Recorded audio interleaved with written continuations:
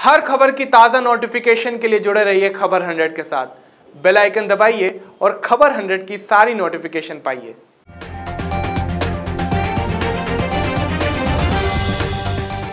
नमस्कार, मैं हूं तुषार और आप देख रहे हैं खबर 100। आइए रुख करते हैं आज की खबरों की ओर, पर उससे पहले एक नजर आज की हेडलाइंस पर।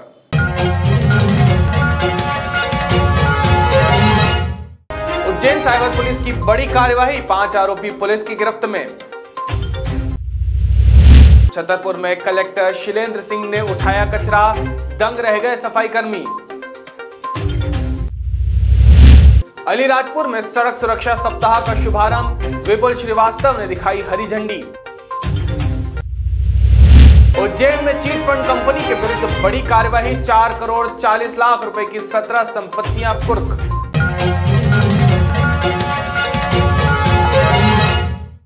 उज्जैन पुलिस को एक बड़ी सफलता हाथ लगी है, जहां पर मोबाइल छीनने वाली गैंग का पर्दाफाश किया गया है।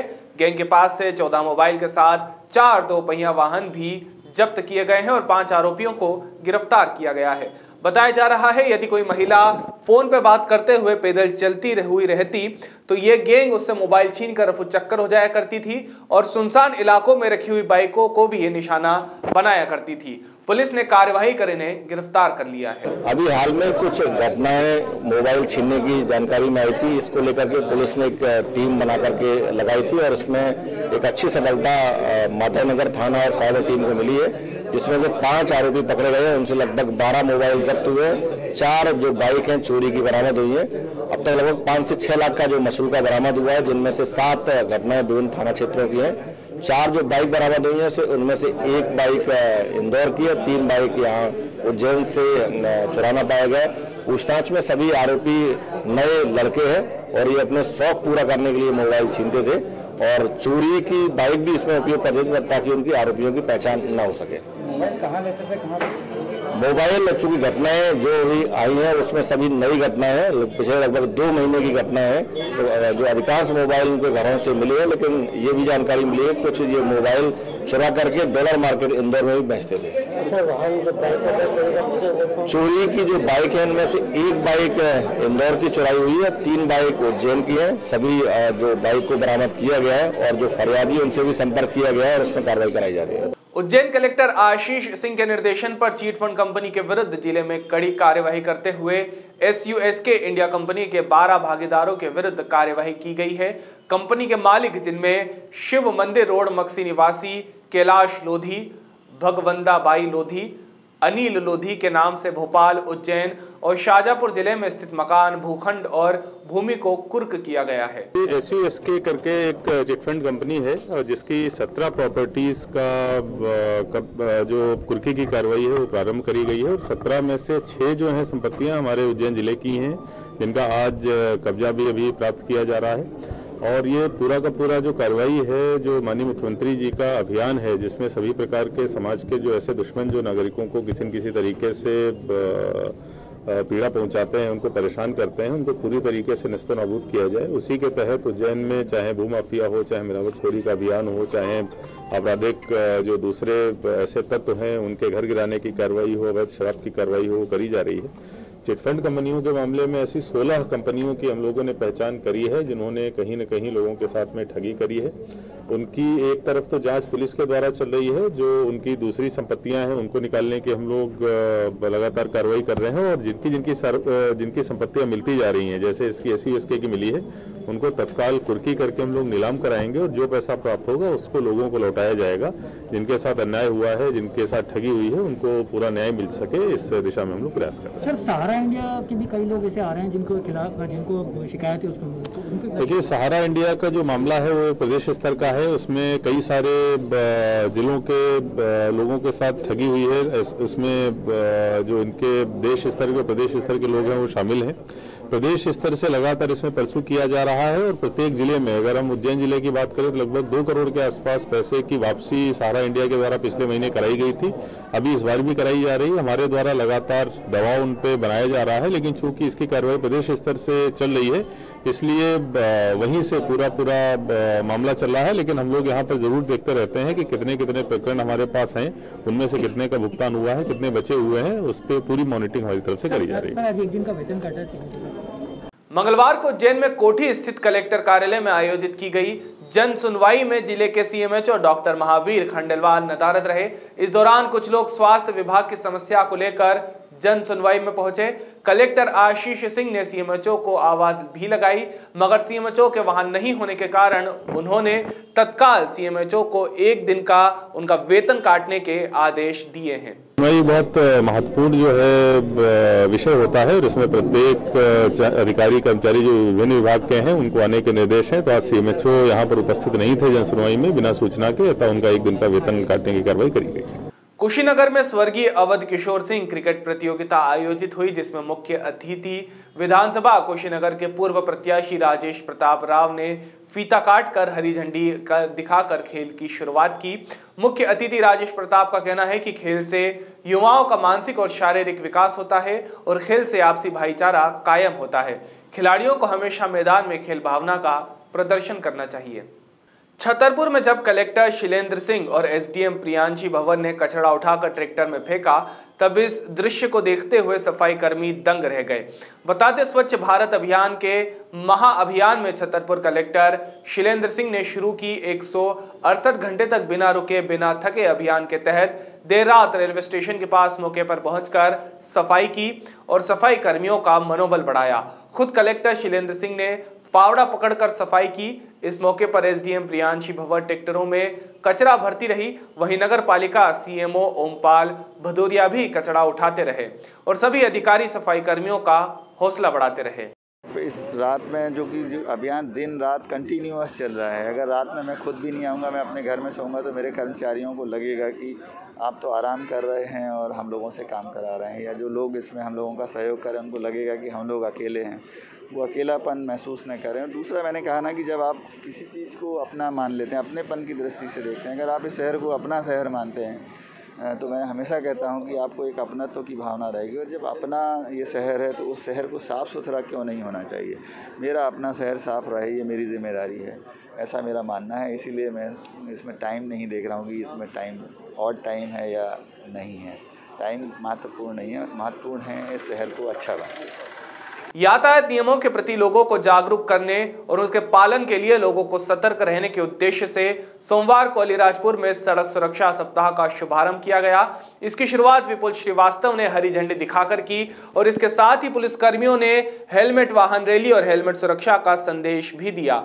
इस दौरान यातायात सुभाष सतपड़िया ने बताया कि सड़क सुरक्षा सप्ताह कार्यक्रम में 1 महीने भर अलग अलग दिन विभिन्न कार्यक्रम आयोजित किए जाएंगे। ये जो सड़क सुरक्षा माह, पहले आप अवगत होंगे कि पिछले सालों तक सड़क सुरक्षा सप्ताह मनाया जाता था, जिसमें कि लोगों को जागरूक करने के लिए जो वाहन चलाते समय क्या नियमों का पालन करना चाहिए उसके संबंध में जागरूकता अभियान रहता था। अभी ये पूरा 1 माह का अभियान है और उसी का आज यहाँ पे शुरुआत की गई है। और इसकी शुरुआत जो है पुलिसकर्मियों ने एक वाहन रैली के माध्यम से करी है और उसमें सभी पुलिसकर्मी हेलमेट लगा कर गए हैं, जिससे कि लोगों के बीच ये जागरूकता का संदेश पहुँचे कि जब भी हम वाहन चलाएं तो हेलमेट ज़रूर लगाएं। वाहन रैली, हेलमेट वाहन रैली जो निकाली गई है, ये शासन से जो हमें गाइडलाइन मिली है, 32वां सड़क सुरक्षा माह है ये। इसमें पूरे 1 महीने शासन से गाइडलाइन मिली है, उसके आधार पर कार्य करना है। उसकी पूरी रूपरेखा बनाई हम लोगों ने। 1 माह चलेगा जिसमें हमने जैसे आज हमने निकाली है हेलमेट वाहन रैली निकाली है, उसके बाद पम्पलेट्स दोबारा, बैनर्स दोबारा आम नागरिकों में जागरूकता लानी है। प्लस अलीराजपुर कस्बे में जहाँ जहाँ पर भी हाट वगैरह लगेंगे वहाँ पर हम लोग जाएंगे और वहाँ पर पम्पलेट्स बांटेंगे लोगों में अवेयरनेस लाने के लिए, जिसमें सड़क सुरक्षा से संबंधित क्या क्या नियम हैं, उन्हें सड़क पर चलने से क्या क्या नियम पता होना चाहिए। हेलमेट लगा के चलना चाहिए, लाइसेंस होना चाहिए, वाहन दुरुस्त होने चाहिए, जैसे लाइट हो गई, ब्रेक्स हो गए, ये सारी चीज़ें हम उनको बताएंगे ताकि जो राज्य में जो दुर्घटनाएँ हो रही हैं, जो सड़क दुर्घटनाएँ हो रही है, उनमें कमी लाई जा सके। उन दुर्घटनाओं में कमी लाने के लिए और यातायात संबंधित जो नियम है शासन ने जो बनाए हैं वो सारे आम पब्लिक के पास पहुँचे, उसी ही वंशा से ये यातायात माह का सुचारू रूप से हम आज कार्यान्वयन किया। हाल ही में मध्य प्रदेश के गृह मंत्री का बयान सामने आया है, जिसमें नरोत्तम मिश्रा ने कांग्रेस की महापंचायत पर तंज कसते हुए कहा कि पहले ही इकट्ठे होते तो ये हाल नहीं होता। साथ ही कहा कि अब पछताए होत का जब चिड़िया चुग गई खेत, जब सरकार में आ जाते हैं तो आपस में खींचतान करने लगते हैं। जिसके बाद नरोत्तम मिश्रा ने कई मुद्दों पर बातचीत की। आइए आपको भी सुनाते हैं कि नरोत्तम मिश्रा ने अपने बयान में और क्या कहा। आप ये देखो, फरवरी में फिर इनने ऑनलाइन शराब बेचने का कांग्रेस ने कहा कि फरवरी के अंदर घर घर पर हम शराब पहुंचाएंगे। तत्कालीन एसीएस जो उस समय थे, उन्होंने महिलाओं को शराब आसानी से कैसे मिल जाए ये उस समय बोला था, और हमसे पूछ रहे हैं। हमने तो कौज बताया भाई, अमानक बिना डिग्री नापे शराब अगर जहरीली हो जाएगी तो लोगों की जान चली जाती है। 10 साल से कोई दुकान नहीं खुली है। अब एक छोटा सा एग्जाम्पल लें, हम हमसे सटे हुए राज्य देखें।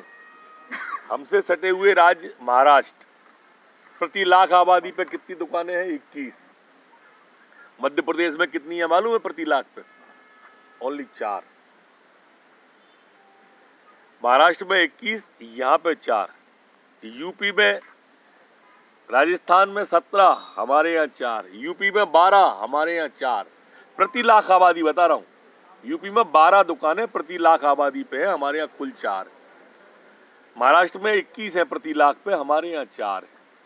अब ये असमानता और विसंगति कभी कभी पड़ोस के राज्यों को प्रोत्साहित करती है राज्य के अंदर शराब लाने को। ओपी के द्वारा शराब या अमानक शराब, हम नहीं चाहते कि कोई के भी इस तरह के घातक शराब आए। इसलिए ये सुझाव मैंने कल बैठक में दिया था, आप सबके सामने भी रहा।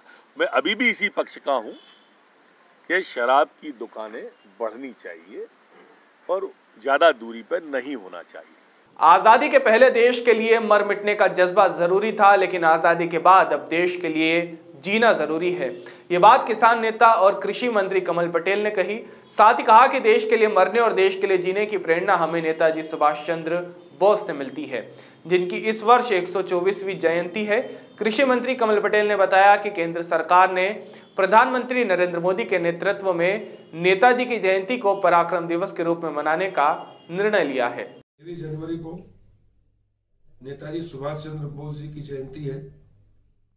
भारत सरकार ने प्रधानमंत्री नरेंद्र मोदी जी के नेतृत्व में यह निर्णय लिया है कि 23 जनवरी को नेताजी सुभाष चंद्र बोस की जयंती को 125वीं जयंती आ रही है, तो 1 साल भर तक ये अभियान चलेगा। जयंती वर्ष के रूप में मनाया जाएगा 125वीं जयंती वर्ष, और पराक्रम दिवस के रूप में 23 जनवरी को मनाने का भारत सरकार ने जो निर्णय लिया है, इसलिए मैं प्रधानमंत्री नरेंद्र मोदी जी का, भारत सरकार का धन्यवाद करता हूं, उनका आभार व्यक्त करता हूं कि नेताजी को उन्होंने जो सम्मान दिया है उसके लिए वो धन्यवाद के पात्र है। नेताजी सुभाष चंद्र बोस ने कहा था, तुम मुझे खून दो मैं तुम्हें आजादी दूंगा, और आजाद हिंद फौज की स्थापना की थी, और ऐसे नौजवानों की फौज खड़ी की कि उन्होंने अंग्रेजों के छक्के छुड़ा दिए, और देश की आजादी में उनकी अहम भूमिका थी। इससे युवाओं में एक प्रेरणा मिलती है संघर्ष की, देश प्रेम की, देश के लिए जीने और देश के लिए मरने की। आजादी के पहले देश के लिए मरने की आवश्यकता थी, देश के लिए कुर्बानी देने की आवश्यकता थी। इसलिए हमारे नौजवानों ने, भारत माता के सपूतों ने हंसते हंसते अपने प्राणों की आहुति देकर हमको आजाद कराया। लेकिन आजादी के बाद देश के लिए मरने की उतनी आवश्यकता नहीं है, देश के लिए जीने की आवश्यकता है। और इसलिए देश के लिए जीना हम सीखें, और वो प्रेरणा देश के लिए मरने की, देश के लिए जीने की, देश के लिए सब कुछ न्यौछावर करने की प्रेरणा हम ऐसे आजाद हिंद फौज के संस्थापक, महान देशभक्त युवाओं के प्रेरणा स्रोत, स्वाभिमानी पुरुषार्थी चरित्रवान और देशभक्त के गुणों से ओतप्रोत नेताजी सुभाष चंद्र बोस से हमको मिलती है। और इसलिए आइए यहाँ पर हम सब मिलकर 23 जनवरी को नेताजी सुभाष चंद्र बोस की जयंती धूमधाम से मनाएं, और भारत सरकार भी पराक्रम दिवस के रूप में उसको मनाए। अभी के लिए केवल इतना ही। बाकी ताजा खबरों के लिए जुड़े रहिए खबर 100 के साथ। जनता की बुलंद आवाज। हर खबर की ताजा नोटिफिकेशन के लिए जुड़े रहिए खबर 100 के साथ।